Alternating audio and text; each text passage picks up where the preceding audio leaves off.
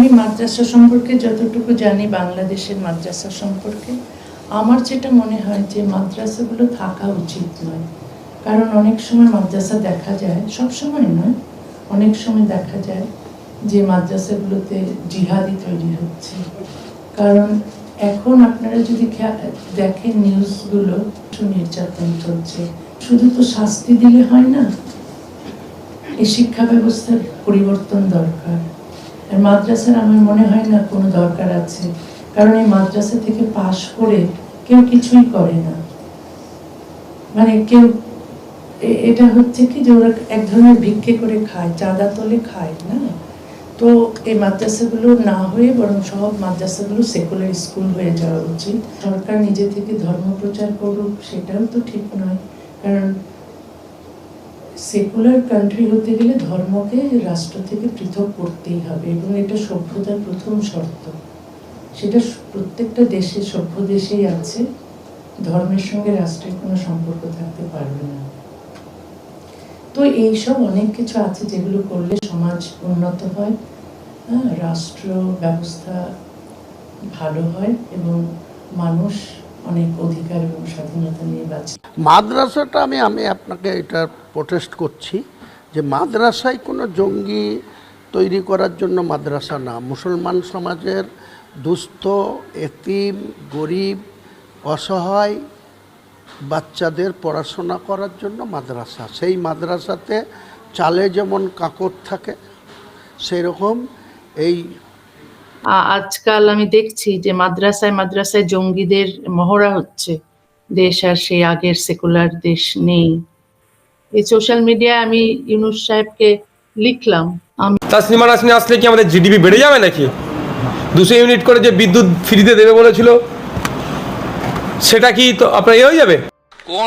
কোনোভাবে ধমক চমক, দেখে নেব, আটকে দেব, এসব জিনিস অতীত হয়ে গেছে।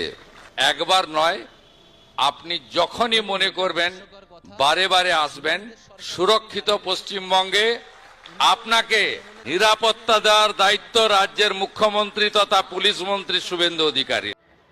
দর্শক, কলকাতায় তসলিমা নাসরিন আসতে না আসতে এবার মাদ্রাসাগুলি বন্ধ করতে বলতেছেন ওনার প্রিয় প্রেমিক শুভেন্দু অধিকারীকে। বলতেছেন যে মাদ্রাসাগুলিকে বন্ধ করে দেওয়া হোক, এরা আসলে ভিক্ষা টিক্ষা করে খায়, এই মাদ্রাসাগুলিতে আসলে জঙ্গি হয়, এরাই একটা সময় দেশের বিরুদ্ধে কাজ করে। মানে পৃথিবীর ভিতর সব থেকে জঘন্য মানুষ এই মাদ্রাসাগুলিতে তৈরি হয়। আসলে এরা মনে হয় জানে না যে মাদ্রাসাতে কি লেখাপড়া আসলে হয় না হয়, এবং আসলে মাদ্রাসাগুলি থেকে এরকম জঙ্গির কোনো আসলে লেখাপড়া হয় নাকি হয় না। মানে এরা মনে করে যে এখানে ওই মানে অস্ত্র টস্ত্র বানানো, কিভাবে দেশের ভিতরে মানে হামলা করতে হবে সেগুলি করা। আমার মনে হয় এইটাই ভাবে, এই যে তসলিমা নাসরিনের মতো লোকজন এইগুলি ভাবে। আর তসলিমা নাসরিনের যেই কথা, মানে মিথ্যা কথা ঘুচিয়ে বলার যেই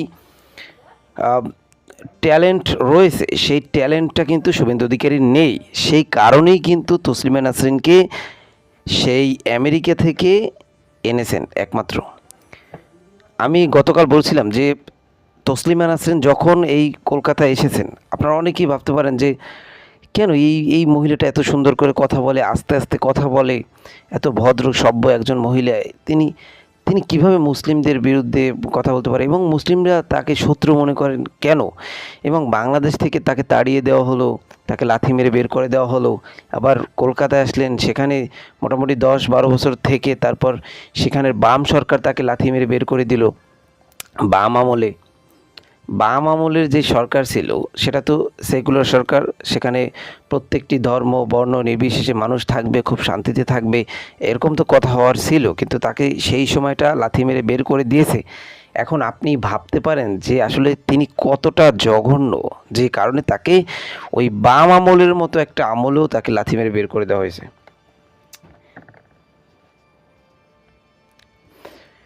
উনি বারবার বলতেছিলেন, তসলিমা নাসরিন তার বক্তব্যতে বারবার বলতেছিলেন মাদ্রাসাগুলিকে বন্ধ করে দেওয়া হবে, হোক, এটা এটা 1 নাম্বার গেল।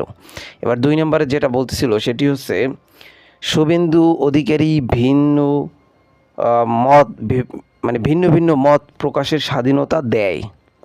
শুভেন্দু অধিকারী যদি ভিন্ন ভিন্ন মত প্রকাশের স্বাধীনতা দেয়, তাহলে কি আপনার মতো মানুষকে, শুধু মুসলিমদেরকে কিভাবে আসলে ছোট করা যায়, মিথ্যা টিথ্যা বলে মুসলিমদেরকে কিভাবে নির্যাতন নিপীড়ন করা যায় এবং আসলে মানুষের সামনে তাদেরকে কিভাবে খারাপ বানানো যায়, সেই বিষয়টিকে জানার জন্যই কিন্তু আপনাকে এনেছে। একমাত্র সেই বিষয়গুলিকে মানুষের কাছে পৌঁছে দেওয়ার জন্যই আপনাকে এনেছে। মানে তসলিমা নাসরিনকে পশ্চিমবঙ্গে আনার পর আসলে আমি সাধারণ মানুষকে জিজ্ঞেস করব যে যারা ভিডিওটি দেখতেছেন, তসলিমা নাসরিনকে যেদিন পশ্চিমবঙ্গে এনেছে তার আগের দিন যেভাবে কেটেছে, তসলিমা নাসরিন আসার পরে কি একটু অন্যরকমের কেটেছে? আপনার কি মনে হয়? শরীরে যে একটা ভাবভঙ্গি এসেছে, মানে একটু অন্যরকমের মনে হইতেছে যে না, আসলে তসলিমা নাসরিন কলকাতায় আসার পর আমার এই হাতে একটা ব্যথা ছিল, ব্যথাটা কমে গেছে, আমার এই কোমরে ব্যথা ছিল, কোমরের ব্যথাটা কমে গেছে, বা ঘাড়ে ব্যথা ছিল, কমে গেছে, বা আমি খুব ডিপ্রেশনে ছিলাম, আমি ডিপ্রেশন মুক্ত হয়ে গেছি, আমার কাছে কোনো টাকা পয়সা ছিল না, আমি এখন অনেক টাকা পয়সার মালিক হয়ে গেছি, এরকম তো কিছু না। তাহলে তসলিমা নাসরিনকে শুভেন্দু অধিকারী এত আপ্যায়ন করে, এত রাজকীয়ভাবে, এত মানে উনি আসামে বন্যা হচ্ছে, সেখানে গিয়ে দেখার মতো মানে সুযোগ হলো না তার। তিনি একটা প্রতিনিধি বা তিনি একটা সমাজসেবক। সেখানে বন্যা হয়, সেখানে মানুষজন ডুবে যাচ্ছে, সেখানে মানুষের অবস্থা খুবই খারাপ, সেখানে তাদের পাশে এখন দাঁড়ানো দরকার। পুরো ভারতবর্ষ থেকে সেখানে সাহায্য সহযোগিতা পাঠানো উচিত। কিন্তু সেখানে না গিয়ে উনি ওই তসলিমা নাসরিনকে ফুলের মালা দিয়ে বরণ করতে এসেছেন এবং তাকে ভারতের নাগরিকত্ব দিচ্ছেন। এই কথা আর কী বলবো, কিছু বাংলাদেশের মানুষকে লাথি মেরে বের করে দিচ্ছে। গরিব মানুষের রুজি রুটির যে ব্যবস্থা ছিল, বড় বড় কল কারখানা ব্যবসা প্রতিষ্ঠান ছিল, সেইগুলি থেকে তাদেরকে তাড়িয়ে দেওয়া হয়েছে এবং তাদেরকে সেগুলি বিক্রি করে যে আসবে তারা, সেই সুযোগটুকু দেওয়া হয়নি।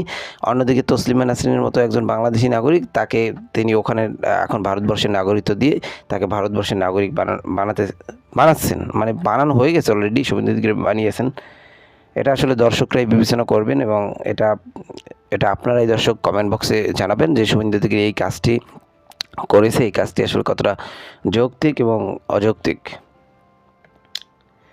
এখন বাম আমলে ওনাকে লাথি মেরে কলকাতা থেকে বের করে দেওয়া হয়েছে, কিন্তু বাম আমলে যে উনি 10টা বছর রয়েছেন সেটা কিন্তু উনি কখনোই বলেন না। বাম আমল চলাকালীন কিন্তু উনি 10 বছর সেই কলকাতায় রয়েছেন। কলকাতায় থাকার পরেও সেই 10 বছরের কথা এখন আর বলে না, কিন্তু এই 10 বছর থেকেছেন, তখন তাকে লাথি মেরে বের করেননি, কিন্তু 10 বছর পরে গিয়ে একটা টাইমে 2007 সালে তাকে লাথি মেরে বের করে দিয়েছেন। কেন? অবশ্যই কোনো কারণ রয়েছে, আর বড়সড় কোনো কারণ রয়েছে। যারা তসলিমা নাসরিনের ভিডিও দেখেননি যে তিনি কীভাবে, কতটা তার মুখ খারাপ এবং তিনি কতটা মুসলিমদেরকে ছোট করে এবং মিথ্যা সাজিয়ে গুজিয়ে বলতে পারে মুসলিমদের বিরুদ্ধে, সে ভিডিও আমি এই ভিডিওর শেষ অংশে দেখানোর চেষ্টা করব, আপনারা সে ভিডিও দেখে যাবেন। মানে একমাত্র নওশাদ সিদ্দিকী, আব্বাস সিদ্দিকী ভাইজান বা মুসলিম নেতারা যারা রয়েছে পশ্চিমবঙ্গে, তারা একমাত্র তাদের কথা হচ্ছে এই শান্ত পরিবেশকে অশান্ত করার জন্য এই তসলিমা নাসরিনকে শুভেন্দু অধিকারী কলকাতায় এনেছেন, আর কিচ্ছু না। শুধু পরিবেশটাকে অশান্ত করবেন এবং শুভেন্দু অধিকারী যেসব প্রতিশ্রুতি দিয়েছিলেন ভোটের আগে যে আমি এই কাজ করব, ওই কাজ করব, এই কাজ করব, সেগুলি তো করতে পারেনি। সেগুলোটা একটা দুর্বলতা শুভেন্দু অধিকারী বা একটা অক্ষমতা বা না পারার যেই বিষয়টি, সেটি ঢাকার জন্য এই তসলিমা নাসরিনকে এনেছেন। এবং তসলিমা নাসরিন সবসময় মুসলিম বিদ্বেষী কথা বলবেন, অলরেডি তো বলা শুরু করে দিয়েছেন যে মাদ্রাসাগুলিকে বন্ধ করতে হবে। সেই প্রথমেই মাদ্রাসায় হাত, মাদ্রাসা বন্ধ করবে না কি করবে সেটা মুসলিম জনগণ দেখিয়ে দেবেন এবং আবারও এই পশ্চিমবঙ্গ ছাড়তে হবে খুব শীঘ্রই তসলিমা নাসরিনকে। দর্শক যা বলার বলবেন কমেন্ট বক্সে। আপনাদের জন্য কয়েকটি ভিডিও রেখেছি যে তসলিমা নাসরিন আসলে কতটা খারাপ এবং তার মুখের ভাষা কতটা খারাপ, সেই ভিডিও দেখাবো। যদি আমাদের চ্যানেলটিকে সাবস্ক্রাইব না করেন, এখনই একটি সাবস্ক্রাইব করে পুরো ভিডিও দেখতে থাকুন। আপনার জীবনে তসলিমা নাসরিন আসার ফলে কিভাবে আপনার জীবনটা ধনধান্য পুষ্পভরা হলো? আলাদা করে তসলিমা নাসরিনের কাছ থেকে বাংলার মানুষকে সিপিএম চিনতে হবে বলে আমার মনে হয় না। জয় গোস্বামীর যদি গত 15 বছরের এই ভূমিকা না থাকতো, তাহলে ওনার সাথে গতকাল এটা হওয়ার পরে হয়তো বাঙালি সমাজ অনেক বেশি করে ক্ষোভে ফেটে পড়তো। আমার তো মাঝে মধ্যে মনে হয় শ্রমিক ভট্টাচার্য নিজেই একটা বিচ্যুতি। বিজেপি মনে করে শিব ঠাকুরকে কন্ডম পড়ানো উচিত। শিব ঠাকুরকে কন্ডম পড়ানো এমপি হচ্ছে বিজেপির শরিক। এটাই তো তার মানে বিজেপির পদ্ধতি, তার মানে 19 বছর পর তিনি ফিরেছেন তসলিমা নাসরিন। তিনি ফেরার পর থেকেই বলছেন লড়াইটা অপেক্ষাটা অনেক দীর্ঘ ছিল, কিন্তু তার আশাকে কেন্দ্র করে খুব স্বাভাবিক কারণেই হোক বামপন্থীদের নাম আসছে। গতকাল তসলিমা নাসরিন তিনি বামপন্থীদের বিষয়ে মন্তব্যও করেছেন। তিনি এটাও বলছেন আনুগত্য বা কৃতজ্ঞতা জানানো মানে অন্ধ আনুগত্য জানানো নয়। বামপন্থীদের সমালোচনাও শোনা গিয়েছে তসলিমা নাসরিনের মুখে। আর তসলিমা নাসরিনের এই বক্তব্য সত্যি সত্যি সিপিআইএম কিভাবে দেখছে? শতরূপ, তসলিমা নাসরিন তিনি আশাতে সিপিআইএম কি কিছুটা হলেও অস্বস্তিতে নাকি বিড়ম্বনায়, কোন জায়গায় আছে? দেখুন, তসলিমা নাসরিন আসাতে সিপিআইএম বিড়ম্বনায় কিনা সেই প্রশ্নে আসার আগে আমি আপনাকে জিজ্ঞেস করছি, ধরুন এই যে গতকাল দুপুরবেলা নাগাদ তসলিমা নাসরিন এলেন, তো গতকাল সকাল বা গত পরশু দিন, তো গত পরশু সকালবেলা পর্যন্ত আপনার জীবনটা কীরকম ছিল পশ্চিমবাংলার একজন নাগরিক হিসেবে? তসলিমা নাসরিন আসার ফলে আপনার জীবনটা কীভাবে পাল্টালো? আপনার মাইনে বাড়লো, আপনার বাড়ির সামনে বাজারে জিনিসপত্রের দাম কমলো, আপনার আত্মীয় স্বজন যারা চাকরির পরীক্ষায় বসে এখনও পর্যন্ত চাকরি না পেয়ে অপেক্ষা করছেন তারা কেউ চাকরি পেয়ে গেল। আপনার জীবনে কী কী ইতিবাচক, আমি ব্যক্তি আপনাকে বলছি না, কিন্তু বাংলার একজন নাগরিকের প্রতিনিধিত্বকারী হিসেবে আপনাকে ধরে জিজ্ঞেস করছি, আপনার জীবনে তসলিমা নাসরিন আসার ফলে কিভাবে আপনার জীবনটা ধনধান্য পুষ্পভরা হলো? হলো কি কোনোভাবে? যেমন আপনার কিছু গেলে হলো না, তেমন আমারও কিছু গেলে হলো না, এটাই সোজা উত্তর। কিন্তু তসলিমা নাসরিন যে বক্তব্য গতকাল দিয়েছেন, সেই বক্তব্য বা সোশ্যাল মিডিয়াতে আমরা একাধিক মন্তব্য দেখছি, খুব স্বাভাবিকভাবেই বামেদের যে শাসনকাল সেই প্রসঙ্গ তো আসছে। সেই জায়গায় দাঁড়িয়ে আপনাদের বক্তব্য কি তসলিমা নাসরিনের এই মন্তব্য এবং তার চলে যাওয়া, তার 19 বছরের এই অপেক্ষা, সেটা নিয়ে আপনাদের অবস্থান? দেখুন, তসলিমা নাসরিনের গতকালের মন্তব্য কি হয়েছে না হয়েছে আমি জানি না। আমি একটা দেখলাম, ওনার অনুষ্ঠানে বোধহয় জয় গোস্বামী ছিলেন, ওনাকে নিয়ে একটা হয়েছিল, তার কতগুলো আমি খবরে কিছু দেখলাম রাত্রিবেলা। তার বাইরে উনি কি বলেছেন না বলেছেন আমার সত্যি কথা জানা নেই। তবে হ্যাঁ, ওনার বামপন্থীদের সম্পর্কে কিছু সমালোচনা আছে, সে তো অনেকেরই অনেকভাবে আছে, ওনারও আছে, সেটাকে আমরা সম্মান করি। ওনার সব সমালোচনার সঙ্গে আমরা একমত তাও নয়, উনি সবসময় যে খুব সত্যি কথা বলেন এমনও নয়। তো তার বাইরে আমাদের খুব একটা কোনো গুরুত্ব নেই। আর উনি আপনি যদি চলে যাওয়ার কথা বলেন, উনি বারবার 2007-এর একটা দিনের কথা বলতে ভালোবাসেন, বা ওনার জায়গা থেকে হয়তো সেটা বলাটা স্বাভাবিকও, যেদিন ওনাকে কলকাতা ছেড়ে চলে যেতে হয়েছিল। কিন্তু যেটা উনি বললেন না তা হলো তার আগে 1 দশকের বেশি সময় উনি এই কলকাতা শহরেই থেকেছেন বামফ্রন্ট সরকারের আমলে।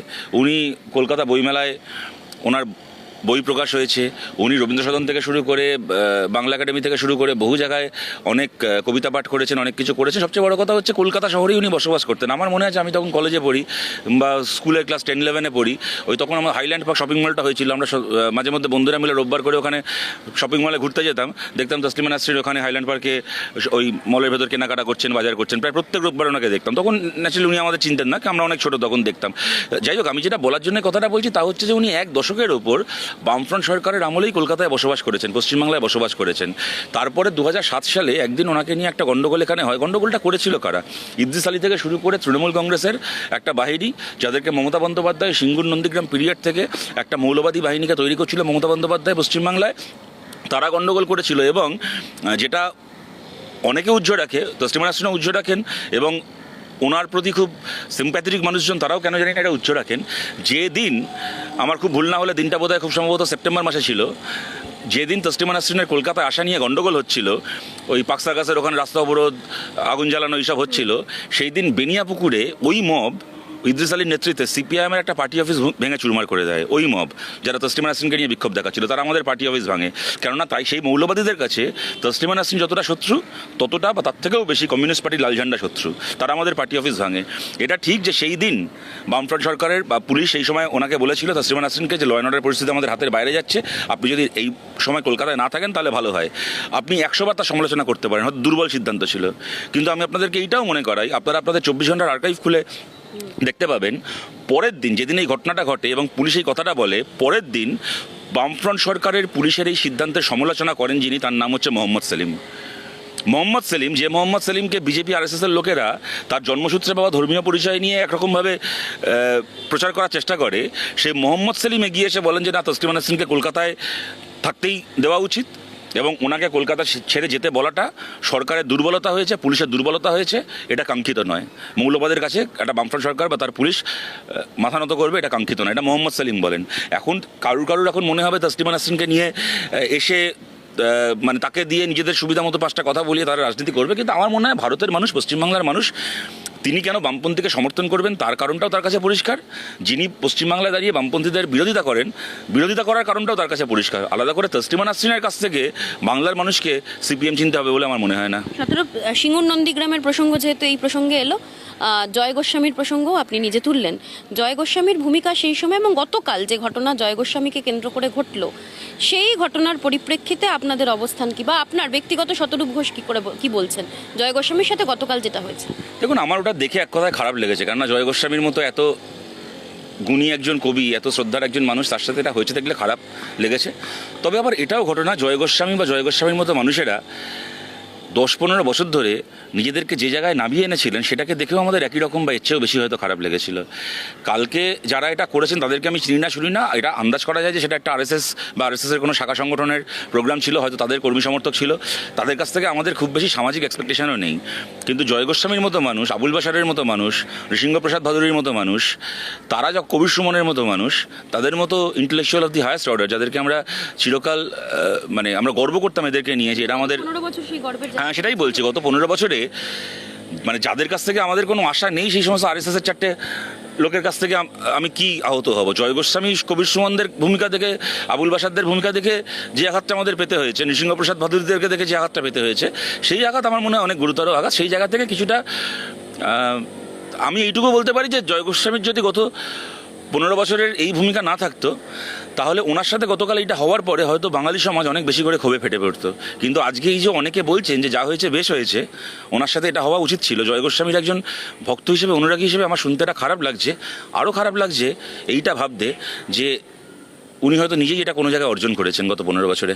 শতরূপ অর্জনের কথা যখন আসছে, বিজেপি রাজ্য সভাপতি শ্রমিক ভট্টাচার্য তিনি বলছেন যে দলের মধ্যে যে বিচ্যুতি রয়েছে সেই বিচ্যুতি মেটাতে হবে, এবং যারা তোলাবাজি করছেন বা দল ভাঙিয়ে অর্থ উপার্জনের চেষ্টা করছেন তাদের তিনি সতর্ক করছেন। একই কথা শোনা গিয়েছে দিলীপ ঘোষের মুখে, সুকান্ত মজুমদারের মুখেও।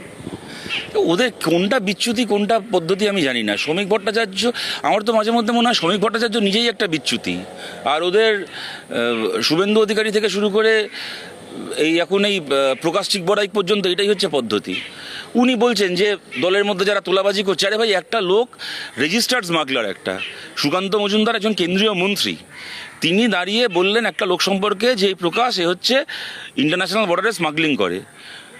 শ্রমিক ভট্টাচার্য নিজে হাতে করে একজন ইন্টারন্যাশনাল বর্ডারের স্মাগলারকে হাতে বিজেপির পতাকা তুলে দিয়ে তাকে রাজ্যসভার মেম্বার করলেন, শাসক দলের রাজ্যসভার মেম্বার করলেন। আপনি আমায় বলুন তো, যে ভারতের পার্লামেন্ট, আমি রাজনৈতিক বিতর্কের ঊর্ধ্বে গিয়ে বলছি বা রাজনৈতিক ভেদাভেদের ঊর্ধ্বে গিয়ে বলছি, যে ভারতবর্ষের পার্লামেন্ট ছিল ইন্দ্রজিৎ গুপ্তদের জন্য, হিরেন মুখার্জির জন্য, সোমনাথ চ্যাটার্জির জন্য, প্রিয়রঞ্জন দাসমুন্সির জন্য, যে ভারতের পার্লামেন্ট ছিল অটল বিহারী বাজপেয়ীর জন্য, সেই ভারতের পার্লামেন্টে অটল বিহারী বাজপেয়ী যে আসনটায় বসতেন, যদি সেই আসনে দেখি প্রকাশ চিকবরায়ের মতো একটা স্মাগলার বসছে শ্রমিক ভট্টাচার্যের কল্যাণে, তাহলে আমি কোনটাকে পদ্ধতি বলবো, কোনটাকে বিচ্যুতি বলবো? বাজপেয়ীকে সরিয়ে ওই যে ভয় আউট ভরসা ইন বলে এখন বাজপেয়ী আউট স্মাগলার ইন করে দিয়েছে শ্রমিক ভট্টাচার্য নিজে হাতে করে, সেটাই তো আমি বলবো সবচেয়ে বড় বিচ্যুতি। বা হয়তো এটাই বিজেপির পদ্ধতি। ওদের দলে আছেটা কি? ক্যামেরার সামনে হাত পেতে টাকা খাওয়া লোককে ওরা পশ্চিমবাংলার মুখ্যমন্ত্রী বানিয়েছে, তারপরে পাড়ার বিজেপির লোককে গিয়ে বলছে এই তোমরা চুরি করবে না, তোমরা 100% সৎ থাকবে, সব কিছু থাকবে। আরে আপনি ঝাড়গ্রাম এই কি বলে কামারহাটি পুরসভা দেখলাম শ্রমিক ভট্টাচার্য কদিন আগে বলছেন যে যারা গিয়ে ওখানে তৃণমূলের লোক নাম পাল্টে তারা বিজেপির কাউন্সিলর হয়ে যাচ্ছে, এইটা আমরা মানবো না। আর তৃণমূলের এমপি যে নাম পাল্টে বিজেপির এমপি হয়ে যাচ্ছে, আপনি যদি তৃণমূলের এমপিদেরকে বিজেপির এমপি করে বলেন যে এটা আমার ন্যাশনাল কম্পালশন, তাহলে ওটা ওদের কামারহাটি কম্পালশন। আপনি যদি ওপরতলায় সেটিং করতে পারেন, এদের এত বক্তব্য ছিল ধর্মের অপমান হয় নাকি পশ্চিমবাংলায়। ববি হাকিম বলেছে ইসলাম ছাড়া অন্য কোনো ধর্মে জন্মগ্রহণ করলে সে অভাগা, হিন্দু ধর্মের অপমান। সায়নী ঘোষ শিব ঠাকুরকে কন্ডম পরিয়েছে, শিব ঠাকুরের অপমান, হিন্দু ধর্মের অপমান। সেই ববি হাকিম এখন ভালো তৃণমূল হয়ে গেছে। আর শিব ঠাকুরকে কন্ডম পরানো সায়নী ঘোষ, সে এখন আপনাদের শরিক এমপি হয়ে গেছে, আপনাদের অমিত শাহর সঙ্গে বসে এখন দিল্লিতে এনডিএর বৈঠক করছে। তো কোনটা আপনাদের পদ্ধতি? এখন তো বোঝা যাচ্ছে যে তার মানে আমাকে তো তার মানে এটা বলতে হবে যে বিজেপি মনে করে শিব ঠাকুরকে কন্ডম পরানো উচিত। সমাজের দুস্থ, এতিম, গরিব, অসহায় বাচ্চাদের পড়াশোনা করার জন্য মাদ্রাসা, সেই মাদ্রাসাতে চালে যেমন কাকড় থাকে, সেই রকম এই তাদের যে ইনফ্রাস্ট্রাকচার, তাদের যে পরিচালনা মণ্ডলী, তাদের যে কমিটি, সেই কমিটিরা হয়তো তাদের কারো কথাই ইমোশনালি কাউকে এন্ট্রি দিল। সেটার মধ্যে আপনাকে আগেই বললাম যে 1 কোটির মধ্যে একটা 0.1% হয়তো এরকম হতে পারে। তাদের জন্য আইন আছে, তার এই যে অ্যারেস্ট হয়েছে তার উপযুক্ত সাজা হোক। এটা তো কোনো মাদ্রাসা মুভমেন্ট করতে যাবে না যে আমার মাদ্রাসা থেকে একে অ্যারেস্ট করা হলো। তসলিমার কথার বিরোধিতা করছেন 100 বার। তসলিমা নাসরিনের কথার কোনো গুরুত্ব নেই। উনার যে চলাফেরা, উনি কেন বাংলাদেশ ছাড়তে হয়েছে, তারপরে কলকাতায় ছিলেন, কলকাতা ছেড়েও তাকে চলে যেতে হয়েছে। কারণ তসলিমার মতো, নাসরিনের মতো এই যে শিক্ষিত শয়তান বলা যায় ওকে, এই মহিলা একটা খুব অবাস্তব কথাবার্তা বলেন। ওর যে সমস্ত বই ফই আমি পড়ে দেখেছি, অনেক বাজে কথা উনি লিখেন, নিজেকে অনেক হাই প্রোফাইল ভাবেন, কিন্তু একজন মুসলিম মহিলা তার এইভাবে কোরআনের সমালোচনা করা বা মুসলিম সমাজকে অবজ্ঞা করা, মুসলিম সমাজের তীব্র বিরোধিতা করা, এটা মোটেই উনি ভালো কাজ করেন না। তার জন্য ওনাকে এখানে হয়তো পার পেয়ে যাচ্ছেন, কিন্তু উপরওয়ালার কাছে গিয়ে ওনাকে চাবুক খেতে হবে। কিছু মাইনরিটি দপ্তর থেকে এমনি সরাসরি কিছু হাই মাদ্রাসা স্কুল আছে, যাতে কোনো হিন্দু টিচারও আছে, কোনো হিন্দু ছাত্রও পড়াশোনা করে, সেটা মাইনরিটি দপ্তর থেকে পরিচালনা হয়। মানে 4 থেকে 8 পর্যন্ত আছে, আবার 8ম শ্রেণী পার করে মাধ্যমিক, উচ্চ মাধ্যমিক পর্যন্ত অনেক মাদ্রাসা স্কুল আছে। এগুলা সরকারি অনুমোদিত।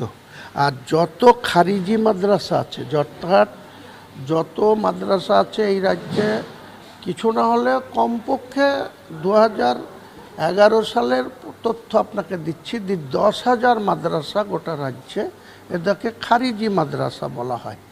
সেই সময় খারিজি মাদ্রাসা যারা চালায় তাদের একটা প্রত্যাশা ছিল বা তাদের একটা ডিমান্ড ছিল যে সেই সমস্ত মাদ্রাসা যাদের পরিকাঠামো আছে, অনেক ভালো বিল্ডিং আছে, অনেক ছাত্রছাত্রী আছে, তাদের আরবি পড়াশোনা করা হয়, এই সমস্ত মাদ্রাসাগুলোকে যদি সরকারি স্বীকৃতি দেওয়া হতো তাহলে তাদের কমসে কম একটা মিড ডে মিল সুবিধা পেত বা তাদের অন্যান্য কিছু সুবিধা সরকারির আর্থিক সহায়তা পেত। কিন্তু দুর্ভাগ্য হলেও সত্যি, আজ পর্যন্ত কোনো মাদ্রাসা, সিপিএম আমলেও এরকম খারিজি মাদ্রাসার কোনো সরকারি স্বীকৃতি দিয়ে যায়নি। এবং আমাদের বর্তমান সরকারেরও অনেক ইনকোয়ারি হয়েছে, অনেকভাবে তথ্য নেওয়া হয়েছে, সমস্ত তথ্য রেকর্ডেড আছে। এবং নবান্নে 2টো ফেজে, আমি যতটুকু জানি 2টো ফেজে 750 থেকে 850 মাদ্রাসার সমস্ত পরিকাঠামো ঠিকঠাক আছে, এরকম জায়গায় ওয়েটিংয়ে আছে। তারা ভবিষ্যতে সরকার যদি সেগুলা অনুমোদন দেন, তাহলে তারা কিছুটা হলেও এই আরবি শিক্ষায় যারা শিক্ষিত হয়, যারা সেখানে শিক্ষক থাকেন, যারা সেখানে বলছেন যে এ রাজ্যে 10,000 খারিজি মাদ্রাসা আছে যার কোনো অনুমোদন নেই। না, কোনো অনুমোদন নেই। এগুলা সব মুসলিম সমাজের লোকরা তাদের মতো করে কমিটি করে চালায়। বিভিন্ন লোকেরা যে ঢুকে যাচ্ছে, এর কি একটা অন্যতম বড় কারণ এই অনুমোদনহীন থাকার কারণে? না, এটা বলাই যাবে না। কারণ সরকারের যদি অনুমোদিতও হতো, তাহলেও তো সেই জায়গাটাতে সরকারি প্রসেসে যদি আপনাকে মাস্টার শিক্ষক নিয়োগ হতো, তাহলে সেখানেও তো অনেক ধরা সরকারি প্রসেসে হলে আব্বাসের মতো কেউ বাংলাদেশ থেকে এসে তাকে তো একটা সরকারি পরিচয়ের মধ্যে দিয়ে যেতে হতো, অনেকটা ভেরিফাই করতে হতো সেখানকার শিক্ষা দপ্তর বা মাদ্রাসা বোর্ডের তরফে, বা সরকারি অনুমোদনের জায়গা থাকলে তো সেটা হতো। সেটাও আপনি 100% করতে পারবেন না। যদি তাই হতো তাহলে পাসপোর্টটা সেন্ট্রাল গভর্নমেন্ট ইস্যু করে পাসপোর্ট, সেই পাসপোর্ট কত জাল পাসপোর্ট বেড়াচ্ছে, কি করে হচ্ছে? তাহলে ভেরিফিকেশন যারা করছে তারা সঠিক তথ্য পাসপোর্ট অফিসকে সরবরাহ করছে না, তা নাহলে কী করে জাল পাসপোর্ট পেচ্ছে, কি করে বাইরের থেকে এসে এখানে শুনছিলাম বিভিন্ন চ্যানেলে বলছে যে অনেকগুলি পাসপোর্ট ধরা পড়েছে যেগুলো জাল পাসপোর্ট।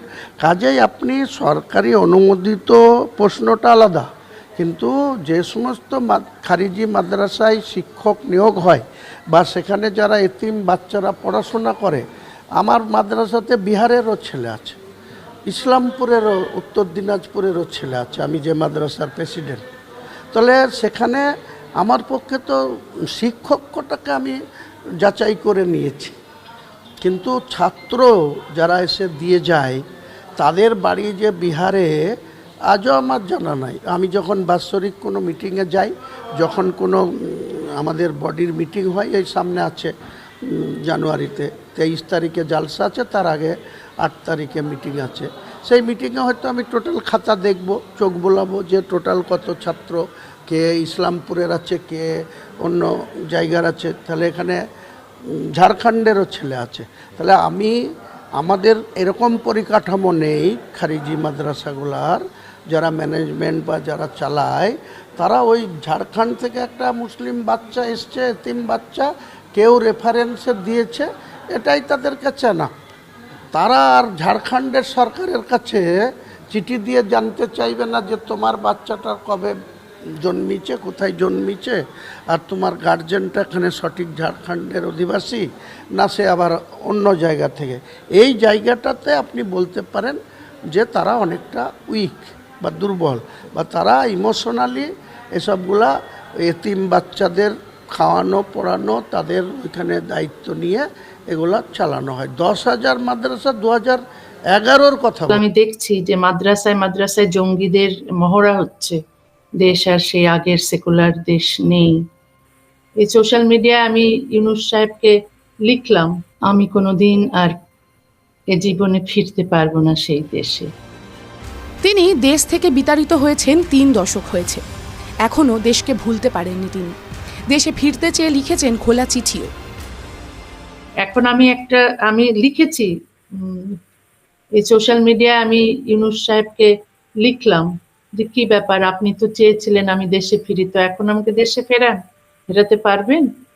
কারণ উনি তো জানেন ফেরাতে পারবেন না, কারণ তার সঙ্গী সাথী সব জামাতে ইসলামী, যারা আমার ফাঁসি চায়, যারা আমাকে দেখলে খুব 5 মিনিটের মধ্যেই হয়তো খুন করবে, বা জিহাদিরা, জঙ্গিরা যারা আমাকে খুন করার জন্য ছুরিতে শান দিচ্ছে, তাদের নিয়েই তিনি বসেছেন। এটা তার জন্যই খারাপ। আসলে তিনি কি নিয়ে গর্ব করবেন?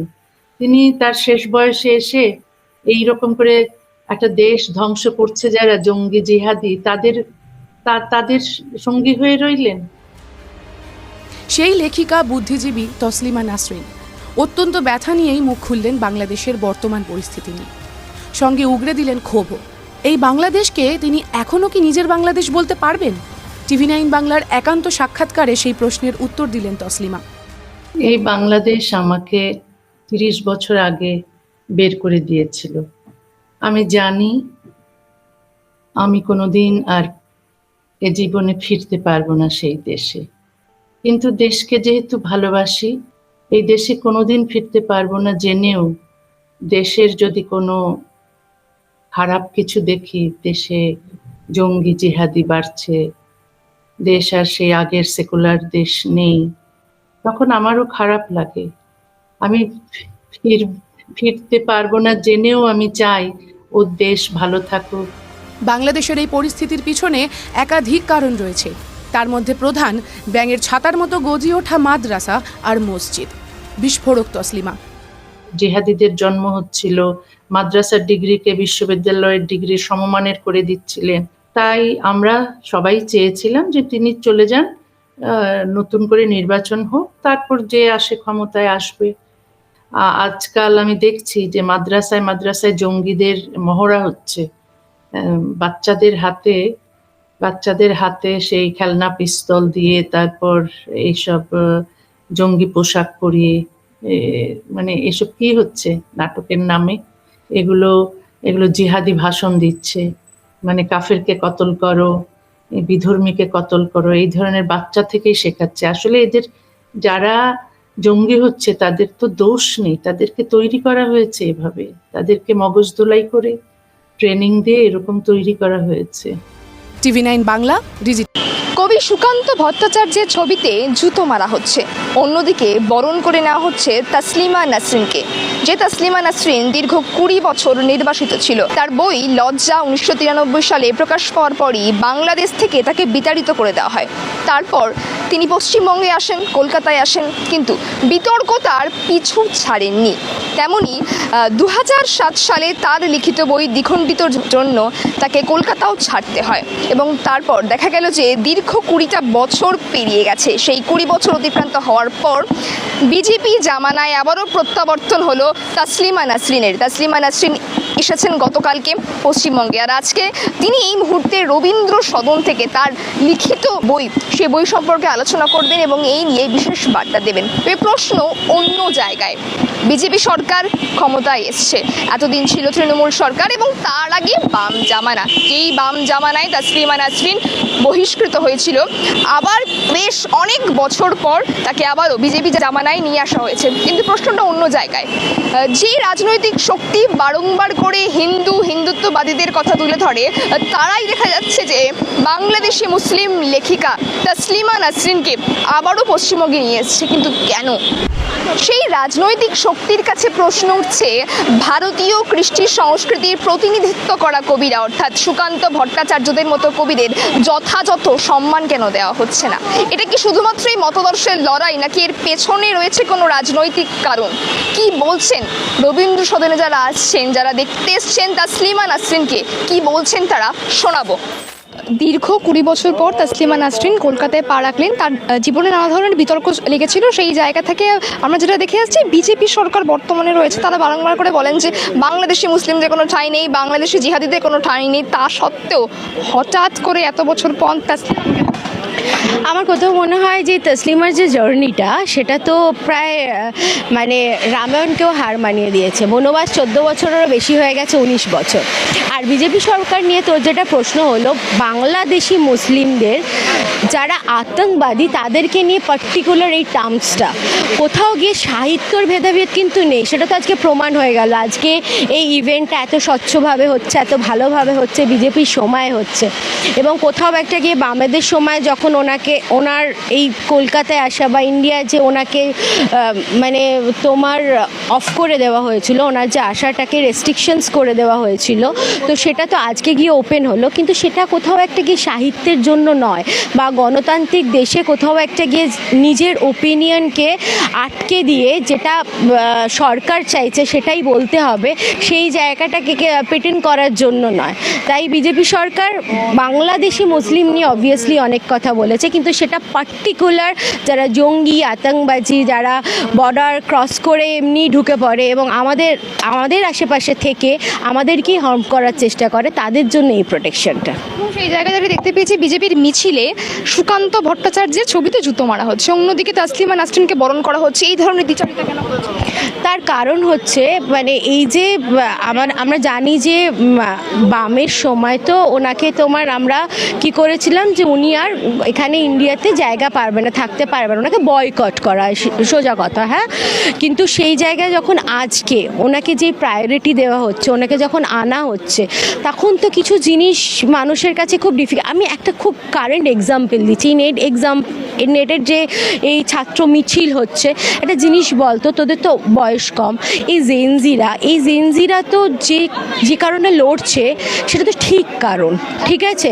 এবং কোথাও একটা গিয়ে খুব ইম্পর্টেন্ট যে এই জেনজিরা, তোরা কিন্তু আমাদের বিগার ফিউচার, তোদের নারিশমেন্টটা হওয়া দরকার। কিন্তু তোদেরকেই যদি আজকে ইউটিলাইজ করা শুরু করে দেওয়া হয় রাজনৈতিক কারণে, তোদেরকে দিয়ে চারটে নোংরা কথা, কারণ তোদের যে আবেগটা সেটা তো খুব তাড়াতাড়ি মিসগাইড করাটা পসিবল, তাই তো? প্রলোভন বা পৃথিবীটা দেখা খুব কম, নট নেসেসারি সবসময় প্রলোভন, হয়তো বেটারমেন্টটাকে ঘুরিয়ে বোঝালে ওটাকেই বেটারমেন্ট মনে হয়। তো এই যে কিছুদিন আগে যে প্রবলেমটাও দেখলাম, তাতে কি হচ্ছে, এই যে আগেকার সরকারের বা বামেদের যে ওয়ে অফ ওয়ার্ড, যে নিজের মতো করে ম্যানুপুলেট করে সাজিয়ে নাও, যেটা নারীর কথা বলবে। বামেরা তো ছাত্র আন্দোলনকে সমর্থন করেছেন, তারা ছাত্রদের পাশে দাঁড়িয়ে। হ্যাঁ, কিন্তু ছাত্র আন্দোলনকে সমর্থন করেছে, ছাত্রদের সাপোর্ট করেছে, কিন্তু যে ছাত্রদের পাশে দাঁড়িয়ে সাপোর্ট করেছে তারা সবাই যেভাবে গালাগালি দিচ্ছে, যাদের বয়স, যাদের বিহেভিয়ার, সেই মেয়েগুলোর যে ইম্প্যাক্ট, সেগুলো তো পড়াশোনা রিলেটেড নয়। নয়, সেটাতে তো খুব ডিফিকাল্টি মনে হচ্ছে যে এদেরকে মেনে নিতে ছাত্র। তো এই জায়গায় দাঁড়িয়ে কোথাও একটা গিয়ে সমাজের মানে বুঝিয়ে দেওয়াটা খুব সহজ, যদি খুব ওপেন মাইন্ডে আমরা দেখতে পাই যে এখন তুই সিপিএম বিজেপি নিয়ে কথা বললি, বাম বা আজকে বিজেপি সরকার বা আরএসএস, কোথাও গিয়ে তো আজকে এটা প্রমাণিত হলো যেটা একটা মনের মধ্যে ক্ষোভ ছিল যে বাংলাদেশি মুসলিমদের এন্ট্রি হবে না, কিন্তু কাদের এন্ট্রি হবে না সেটা ক্ল্যারিফাই হলো। আর কোথাও গিয়ে যে এই অনুষ্ঠানটা এত ভালোভাবে হচ্ছে তার প্রমাণ মানে আমার কোথাও মনে হয় এটা তসলিমাদির ম্যানিফেস্টেশন না কলকাতাবাসীর ম্যানিফেস্টেশন, আই ডোন্ট নো, যে এত মানুষ কাতারে কাতারে এসছে ওনাকে দেখার জন্য 19 বছর পরও। তো কোথাও গিয়ে টাইম লাগলো, ঠিক সময় ঠিক জিনিসটা হয়। আর তাই জন্য আমার মনে হয় ওয়েস্ট বেঙ্গল এখন হয়তো খুব ভালো হাতে আছে। বিং এ অ্যাক্টর ডিরেক্টর, আমার মনে হয় যে এই ক্রিয়েটিভ ওপিনিয়ন যেটা আমরা সারা জীবন দেখে এসেছি আমার কেরিয়ারে লাস্ট 10 বছর ধরে, ব্যান্ড কালচার, সিপিএম করে একে ব্যান্ড করে দাও, বিজেপি করে একে কাজ দিও না, কিন্তু আজকে যখন শুভেন্দু স্যার এসছেন তখন কিন্তু দেখা যাচ্ছে যে বলা হচ্ছে আমাদেরকে যে সাহিত্যে বা সিনেমায় কোনো কালার থাকবে না। সেটা তো বড় প্রাপ্য একজন ক্রিয়েটারের জন্য। তো পলিটিক্স পার্টি দেখে একজন একটা সিলেক্ট করা পসিবল না। আপনি বলতে চাইছেন যে সাহিত্যের জন্য একমাত্র তসলিমাকে আনা হয়েছে, অন্য কোনো কারণ রাজনৈতিক কারণ? আমার দেখ, রাজনৈতিক কারণ বলে আমার কিছু মনে হয় না। আমার মনে হয় যে মানুষটা নিজের গণতান্ত্রিক দেশে নিজের একটা ওপিনিয়ন রাখার জন্য তাকে বয়কট করা হয়, দেশ ছাড়তে হয়, সেই মানুষটাকে ওয়েলকাম করা হয়েছে। আর সেটার জন্য আর পলিটিক্যাল কোনো রিজন থাকা আছে বলে আমার মনে হয় না। দীর্ঘ 20 বছর পর তসলিমা নাসরিন আসলেন এবং তার জীবনে নানা ধরনের বিতর্ক রয়েছে, এবং সেই জায়গা থেকে অনেকেই প্রশ্ন করছেন, বিশেষ করে বিরোধীরা, যে বিজেপি তো বারংবার করে বলেছিলেন যে এই পশ্চিমবঙ্গের মাটিতে কোনো রকম বাংলাদেশি মুসলিমদের ঠাঁই নেই, তাহলে হঠাৎ করে এত বছর পর কেন দেখলেন না? এপিজে আব্দুল কালাম থেকে শুরু করে সর্বধর্ম সর্ববর্ণ দেখেছি, অটল বিহারী বাজপেয়ী থেকে এখন করে আসছে। সত্যিকারের যদি কেউ মুক্তমনা হয়, ট্রু সেকুলারিজম হয় হচ্ছে তসলিমা নাসরিন। ওনাকে সরিয়ে দেওয়াটা 2007 সালে একটা অদ্ভুত দাঙ্গা করে অত্যন্ত পশ্চিমবঙ্গের জন্য একটা কলঙ্কিত অধ্যায় ছিল। আজ তার থেকে আমরা আর কি সাপমোচন হচ্ছে, এটা খুব দরকার ছিল ওনার এই রাজ্যে ফিরে আসাটা। আমাদের যে মুক্তমনার যে আমাদের যে চর্চা, যে সাংস্কৃতিক চর্চা, তার জন্য ওনার এখানে থাকাটা, এখানে আসাটা, বিভিন্ন কর্মসূচিতে অংশগ্রহণ, যোগদান, এটা অত্যন্ত দরকার। আমরা অত্যন্ত খুশি এবং আজকে ওনার কাছ থেকেও আমরা শুনতে এসেছি, দেখতে এসেছি। বিজেপির মিছিলে আমরা দেখতে পেয়েছি যে কবি সুকান্ত ভট্টাচার্যের ছবিতে জুতো মারা হচ্ছে, কিন্তু অন্যদিকে এই যে তসলিমাকে বরণ করা। দর্শক, আপনারা তো দেখলেন যে তসলিমা নাসরিন এখন তো আস্তে আস্তে কথা বলে, কারণ 1962 সালের দিকে জন্ম, তো তাই অনেক বয়স হয়েছে, বুড়ি হয়েছে, তারপরে এখনও কথায় কি ধার। এসেই বলে মাদ্রাসাগুলিকে বন্ধ করে দিতে হবে, মাদ্রাসাগুলিতে যারা লেখাপড়া করে জঙ্গি হয়, এবং মাদ্রাসাগুলি নাকি ভিক্ষা টিক্ষা করে আসলে তারা খায়। এখন গরিব, বেশিরভাগ মাদ্রাসাতে লেখাপড়া করে যারা, তাদের বাবা মা নেই, অনেকের চলাফেরার মতো অবস্থান নেই। তারপর যে সব যে গরিব অসহায়রা পড়ে সেরকম না বিষয়টি, বড়লোক যারা রয়েছে তারাও, কোটিপতি যারা রয়েছে তারাও অনেক সময় মাদ্রাসায় পড়ে।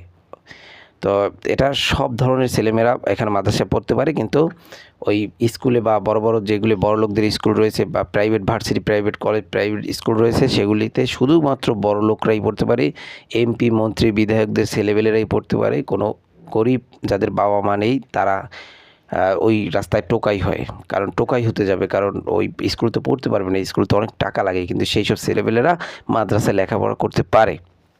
এখন সেই মাদ্রাসাকে উনি বন্ধ করতে দিতে বলছেন ওনার প্রেমিক শুভেন্দু অধিকারীকে, যে তুমি এই মাদ্রাসাটাকে বন্ধ করে দাও। দর্শক, যা বলার বলবেন কমেন্ট বক্সে। পরবর্তী ভিডিও দেখার জন্য অবশ্যই আমাদের চ্যানেলটিকে সাবস্ক্রাইব করে রাখবেন এবং আমাদের চ্যানেলে চোখ রাখুন। ধন্যবাদ।